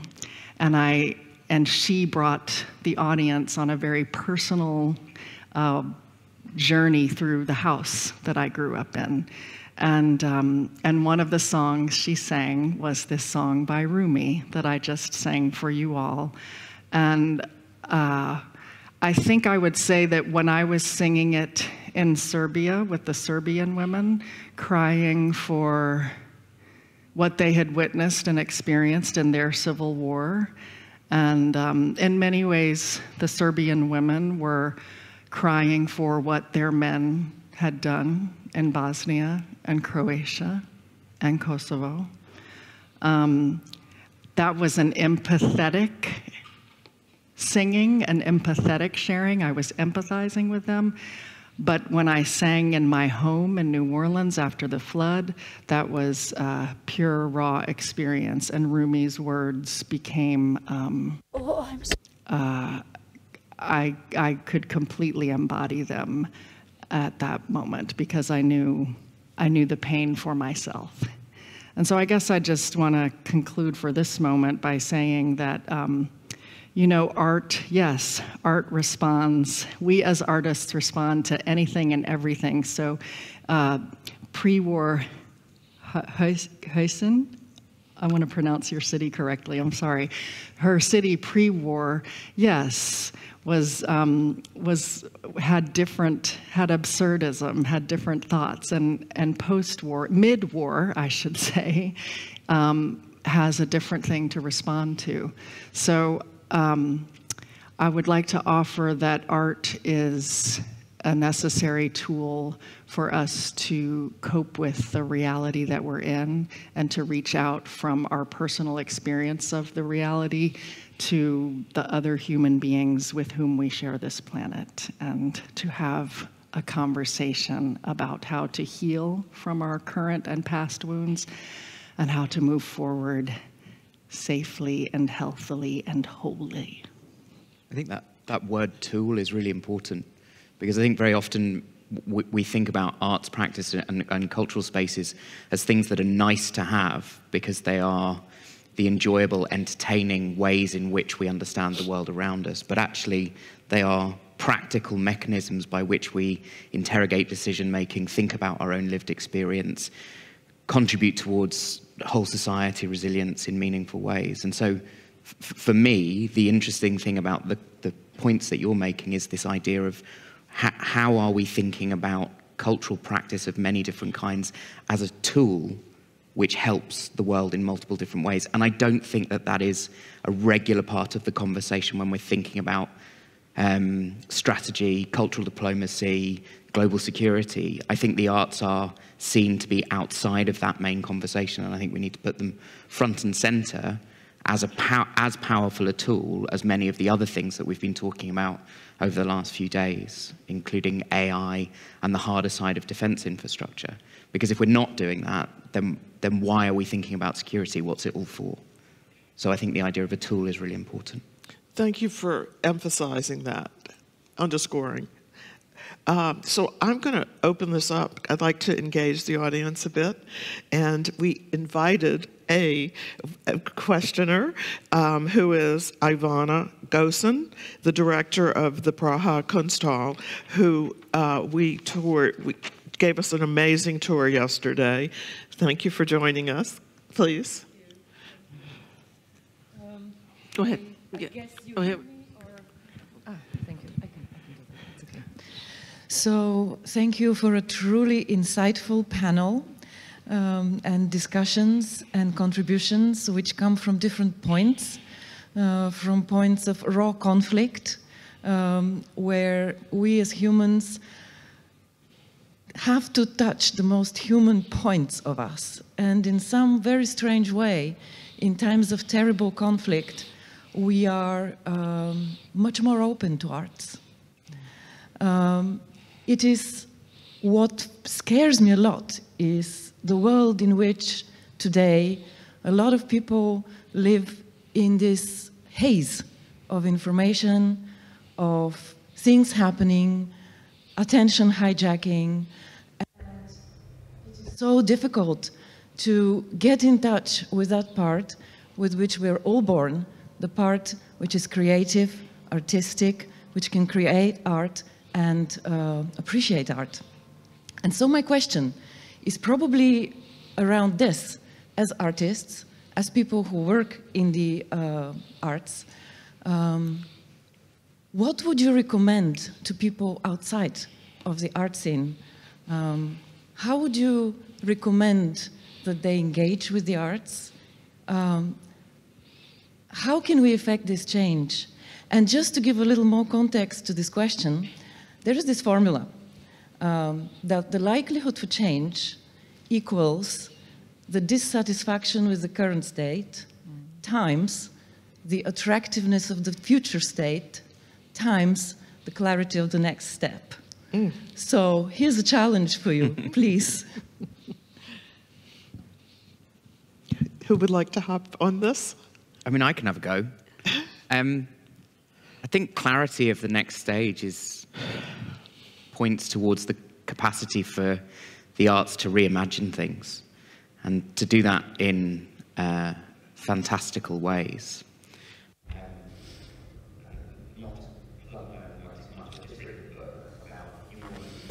Resilience and how the arts are strategically important to resilience. And one of the things in that book is there's an academic who dismisses the idea of fantastical thinking in resilience and emergency planning, says we have to be realists at all times. I would argue that if we think fantastically about the future, we have the capacity to think beyond the current state of affairs that we're in. So I think that that is really important. The other thing that I would say in terms of how do you engage with artists is there's a toolkit on our Performing City Resilience website about how people can engage with artists strategically, because they can respond to things in ways that most organizations just can't. The speed, skill, adept way in which they connect with communities is powerful. And so reach out to your artists and your arts organizations and have a conversation with them about whether they are already helping, which most will be doing, and how you might help them to do that, rather than asking them to do your work for you in different ways. And the other thing I would say as part of that is, if you're going to have a conversation with artists, pay them, because they don't earn very much money, and arts organizations are always at the precipice and live in a state of crisis because of that financial precarity. And many of the organizations that are represented at this conference have budgets that arts organizations can only dream of. So let's start thinking collaboratively and strategically about the value of cultural organizations and cultural practices, and let's remunerate these people for the expertise that they bring to that conversation in really meaningful ways. Because artists and arts organizations are strategic thinkers in a given place, in a given crisis. I'd like to add to this. Your website is Performing City Resilience. Yeah. I encourage anybody who really wants to dig further. There are some great examples of letters and responses from the stakeholders that they were engaged by that tell you practically how and what they got out of this. So as a tool, you know, this is a perfect way you can just jump right in and really get to the heart of things. Thanks. You're welcome. It's true. Anybody else? Quick? Thank you. But to answer this question, it's okay. Instead of 1,000 words, you see, instead of 1,000 words, and we're talking how we can involve people in appreciating art.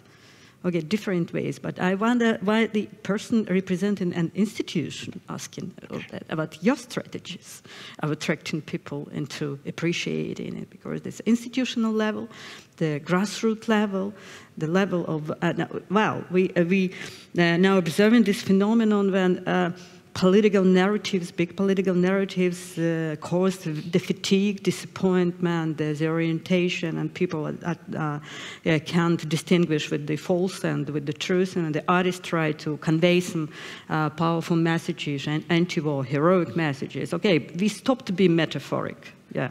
At the early stages of the invasion, some artists stopped their practices completely in the face of such massive violence. Others started producing quite straight reactions. We don't call them reflections because it was impossible to reflect. Reflection demands some distance, of course, from the tragedy.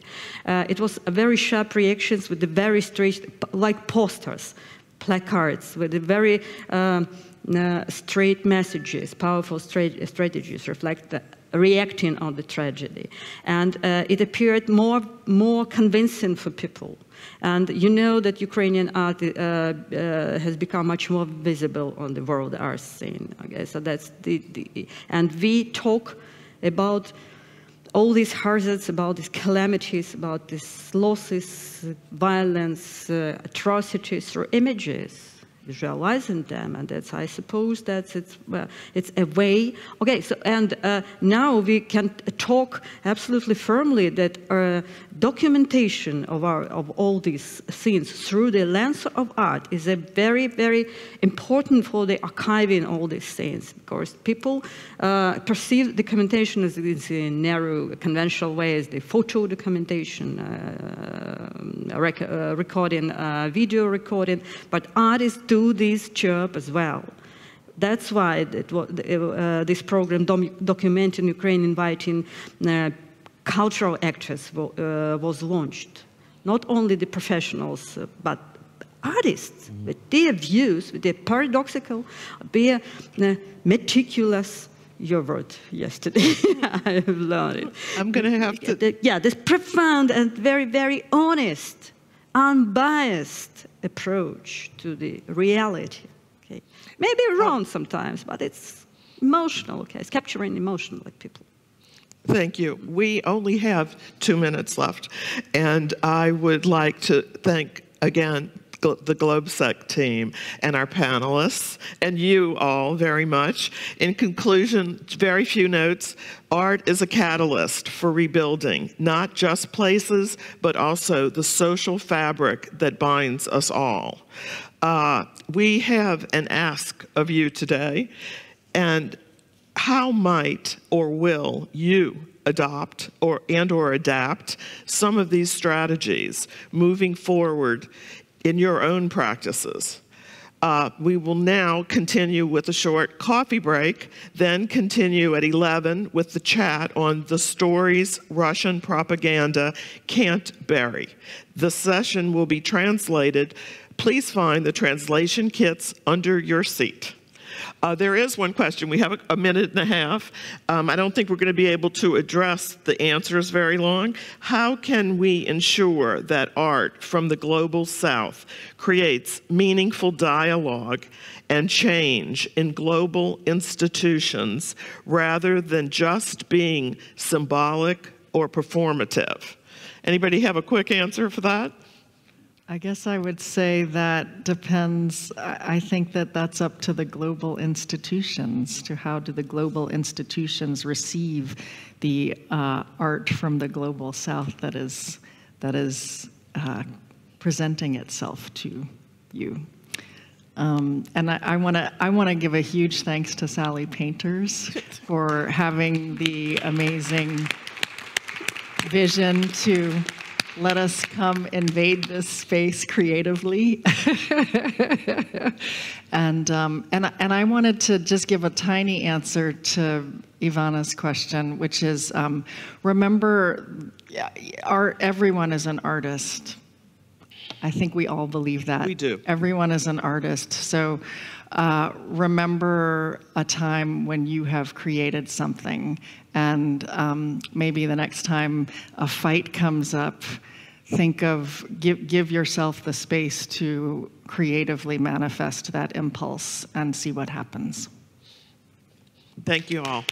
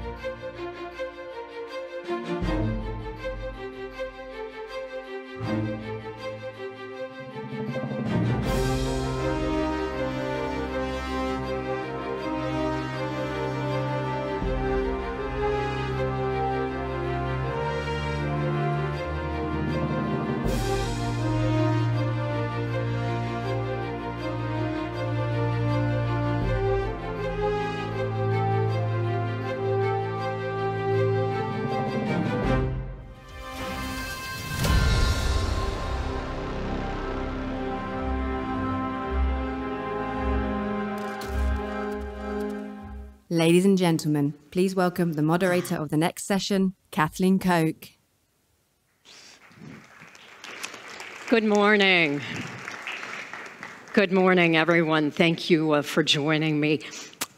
You know, the ongoing war in Ukraine, it can seem very remote, can seem very far away, right? Especially if you've never been to Ukraine, or maybe you don't know any Ukrainians. And I think even fewer of us know someone who's actually fought on the battlefield, on the front lines. Well, that changes today. Please join me in welcoming Vlad Zadorin. Vlad, you take a seat.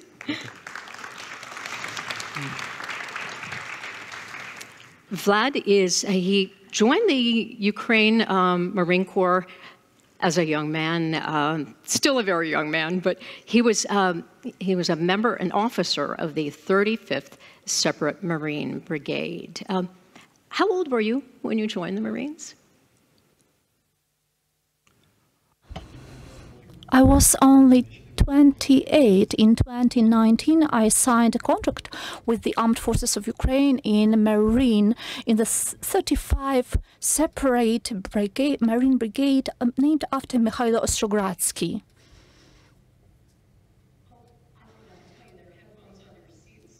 Go to channel 1. I think the headphones are under your seats. I apologize. Did you hear? Did you hear the translation? It's interpreter asking. It's interpreter asking. It's interpreter asking. Do you hear the translation? Could someone give us the translation of what Vlad said again? Yes, sure, sure. I am here. Yes, sure. I am interpreting. Can you hear me? Can you hear me? Maybe you need to change the channel. Could you hear me? Could you hear me? Could you hear me? Could you hear me? Could you hear me? When you join the Marines. Okay, is that one working? This one is working. All right. We'll just swap it out. It would be bad if you don't understand. Yes, it would be. Here we go. Let's try this again. All right. Well, I can even hear myself on this one. Okay, so tell us again, Vlad, when you joined the Marines.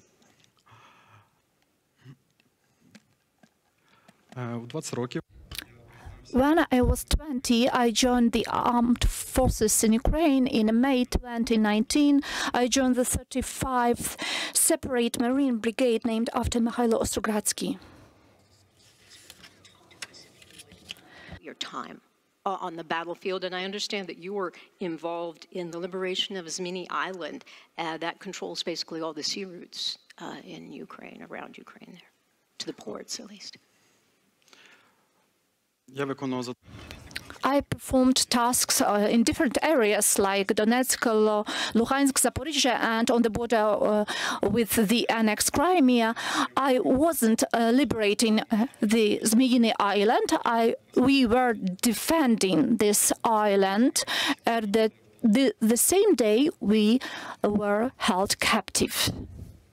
So you were taken captive. How did that happen?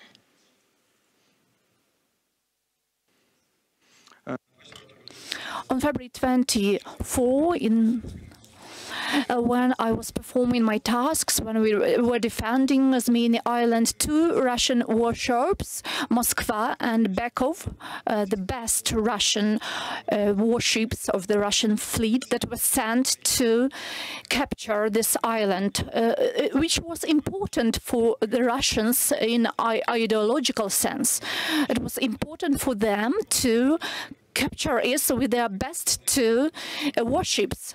It was a small piece of rock. There was no even ground. It was rock, and they were very interested in gaining this territory. We evacuated civilian people, and right at the moment that they left the island, the Russians attacked us and they bombarded us, and the island was being stormed, and at 5 p.m. everyone was taken captive. So you ended up being held captive by the Russians for almost 2 years. I can't even begin to imagine, I know none of us probably can, what that experience was like. How did you get through that? I wouldn't wish even an enemy to experience this, experience everything that our young men are experiencing: humiliation, information vacuum, Russification, suffering. I will tell you what I have experienced and my fellow comrades. I was in Shebekino, in Stary Oskol, in Valuyki, and in Kursk, and in other prisons. They were prisons and colonies. We were held like ordinary prisoners, though prisoners in Russia had their duties and their rights, and we were nothing there. They treated us like spirits, like nothing, and they mistreated us. They stuck needles under our fingernails. They shocked us with 120 volts. They raped us. They raped us through the anal holes in any way they could. They beat us with batons. Me personally, I experienced glass bottles being smashed over my head. My head was broken inside. Many young men were raped, and many of them were castrated, and they come back home distracted physically and mentally. At first they interrogated us in order to get some information, but later on they interrogated us just for the sake of entertainment. And their personnel learned how to interrogate their own prisoners, and we were like mannequins who were used in order to learn to gain these skills of interrogation. And the worst thing for me was hunger. I used to be a burly marine who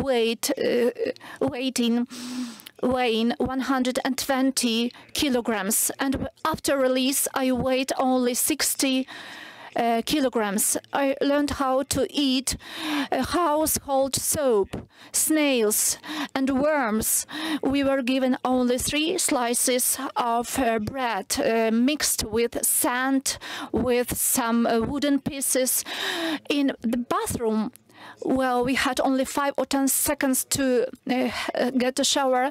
There was a large room, and there was a large drying machine. They closed us there, and we were losing our breath there. They closed us there and kept us there. It was in the Kursk region. It was also a high psychological pressure. Russification started in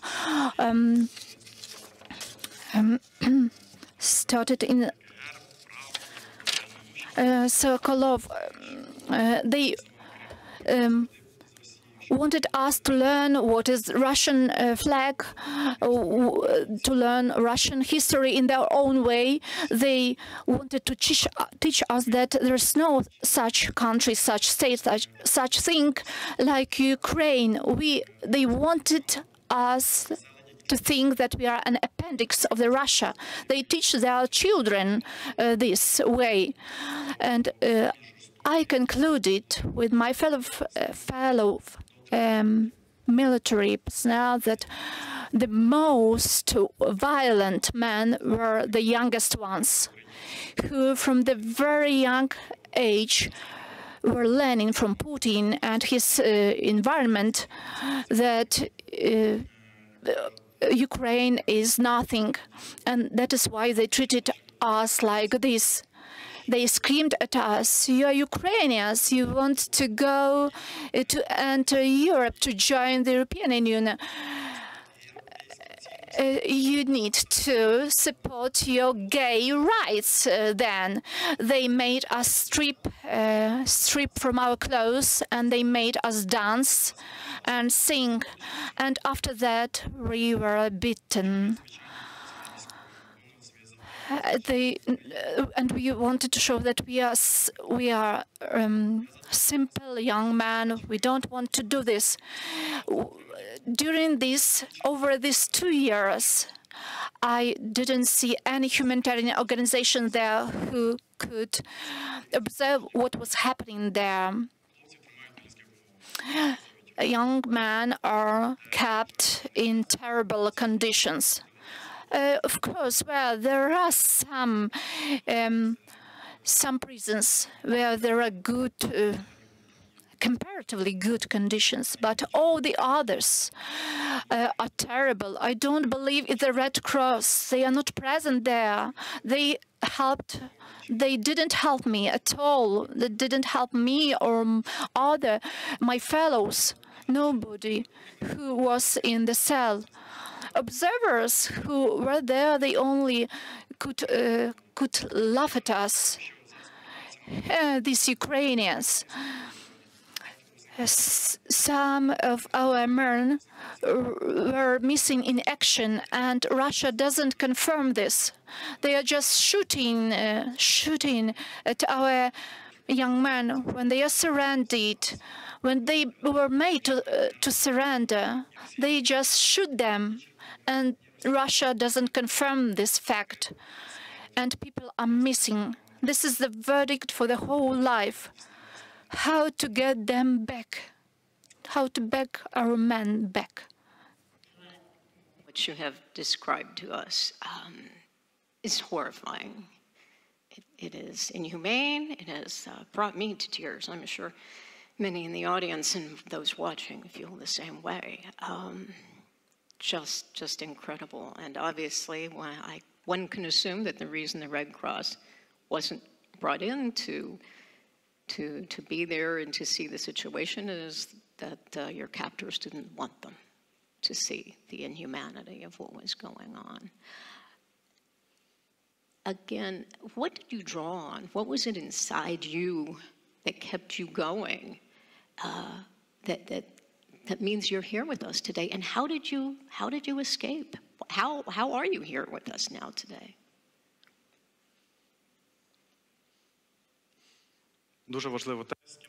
The very important thing is with whom you are in your cell. I knew different military men. There were IT men who were interested in IT. There were some gardeners who were interested in gardening, someone who learned languages. And these small talks, they helped us to survive. Of course, there were collaborators among us, and they come back to Ukraine. All the Ukrainians needed to be returned. But the people that surround you in a cell, it has a great impact on your feelings. Russians make your fellow soldiers destroy you, and also the beliefs that there are my parents who didn't forget about me, who were still waiting for me. We remained in information vacuum in Russian. They told us that Ukraine had already been captured, and there had been already clashes with Poland. They told us this. They mentioned the boy in pants whom we put on the cross, that we don't have any men in Ukraine, that women are fighting. And we believed this at the very beginning because we remained in this information vacuum. And when new prisoners of war arrived, they told us all the truth about the counter-offensive, about counter-attacks, that Ukrainian is still struggling, is still resisting, and this gave us strength to fight. Again, how did you secure your freedom? Were you a part of a prisoner exchange? Did you escape? 3 січня 2024 року відбувся самий масштабний обмін 230 осіб, і я в тому числі. Це мій другий обмін був, тому що першого разу мене не обміняли одного, і я залишився на 1 рік ще в Курску.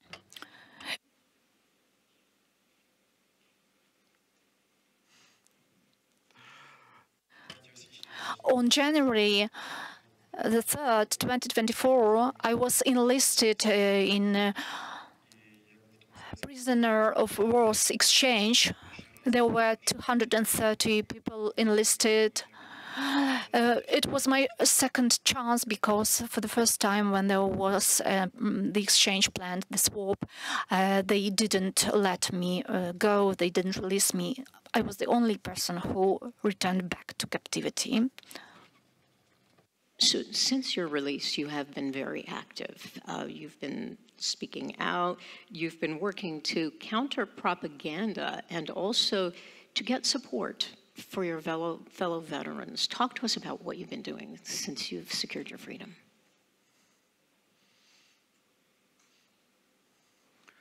Для мене дуже важливо те. It's very important for me. The thing that there are many of our boys that are still in captivity, and I want to fight for their release. We are working. We have the project Break the Fake. We have fact checkers who provide our communities, our audience, provide practical cases. They tell us how to fight the Russian disinformation. And I'm a prisoner of war, and we are telling everyone what we saw in our captivity, because we faced this Russian propaganda, we experienced it. We had the chance to listen to their thoughts, to their talk. But what they think about Europe, about Ukraine, their propaganda is very qualitative. They spent a huge amount of money in order to disinform their people. Information from Ukraine, from Europe, doesn't enter Russia. A large number of web pages are blocked in order to prevent Russian citizens from knowing what happens in Ukraine, that Russian soldiers are really fought back, that they are gaining only 20-30 kilometers. And the Russians think that it's a right thing to destroy Ukraine. Over the last 3 days, we've had many times that you can learn a lot from Ukrainians. Well, we in Ukraine have been blocking sources of Russian propaganda for several years now. We analyze web pages, we check facts, and we block them if needed during only several months. It's a quick process, believe me. And right now, there are dozens, even hundreds, even thousands of web pages with the Russian propaganda here, I mean European countries. They want to destroy the mental state of people. They want us to capitulate. And our demography shows that our people are ready to fight to further. We don't want to raise the white flag. We want to continue our fight because we are Ukrainians. Tell me what you're doing to help your fellow veterans, and what are the challenges you're seeing them face as they try to reintegrate in society as the war is still going on?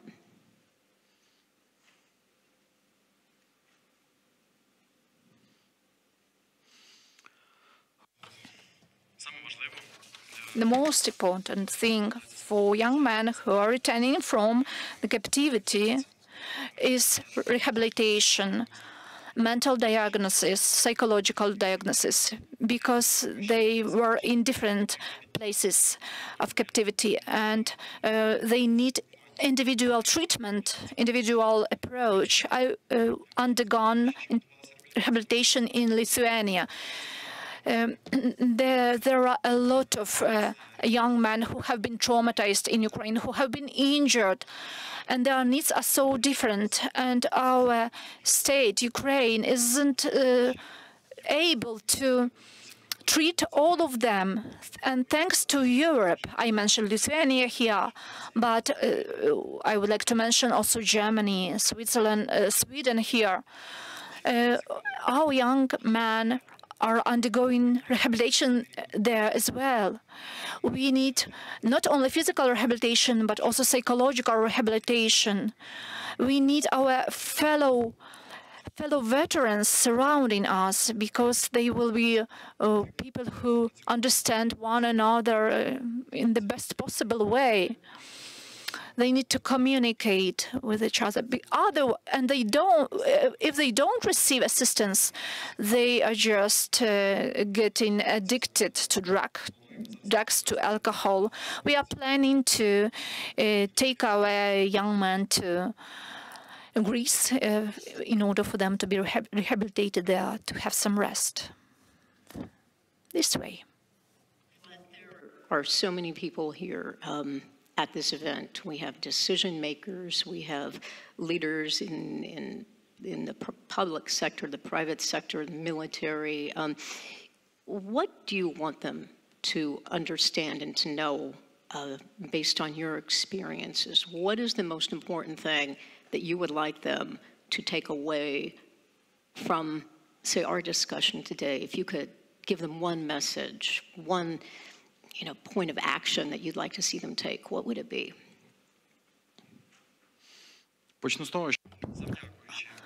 I will start from these words, that thanks to the International Renaissance Foundation, we are traveling all around the world. We are visiting different countries, and we convey our messages to high officials, to representatives of business, what the war is and why we need to assist Ukraine, because Ukraine is suffering. It has always been suffering from Russia at any time in our history, and we want you to understand that Ukraine is not only a territory on the map. These are people, real people who have husbands, children, mothers, and it's about our lives. You know that you can simply be walking in the street and all of a sudden a missile can strike, can hit the street, the place you are walking in. And it's a question of not only dying for Ukraine, but also fighting for Ukraine. Glory to Ukraine. Thank you very much.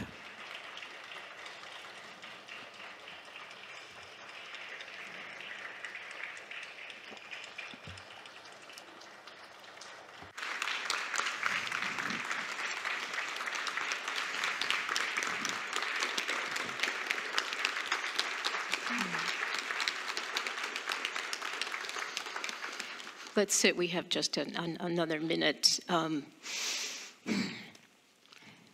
The future. What do you see the future is for your country? Are you optimistic? Are you hopeful?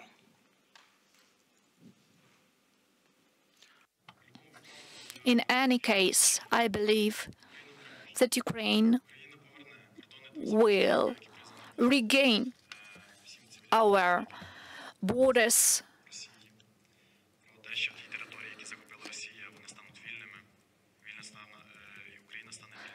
and will win, and it will be free.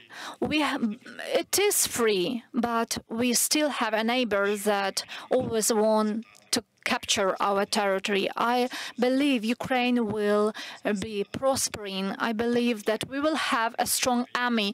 Europe needs to understand that Ukraine is a summit, and a summit needs to be strong. Because we have the so-called big brothers who constantly want to deprive us of something. And that's why we need to be ready to fight, to defend not only ourselves, but also you. Ladies and gentlemen, please join me in thanking our incredible guest, Vlad Sidorin. Thank you so much.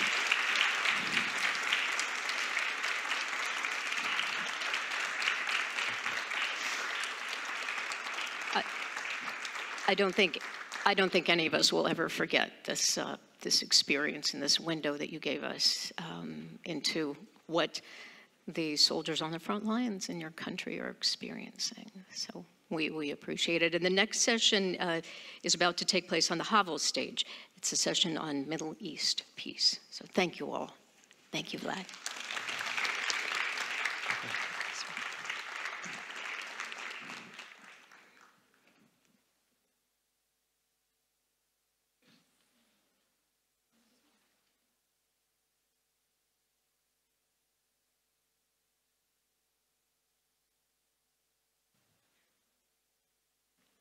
Thank you very much, Kathleen and Vladimir. What a wonderful and moving and memorable way to finish today's events here on the Albright stage for GLOBSEC 2025.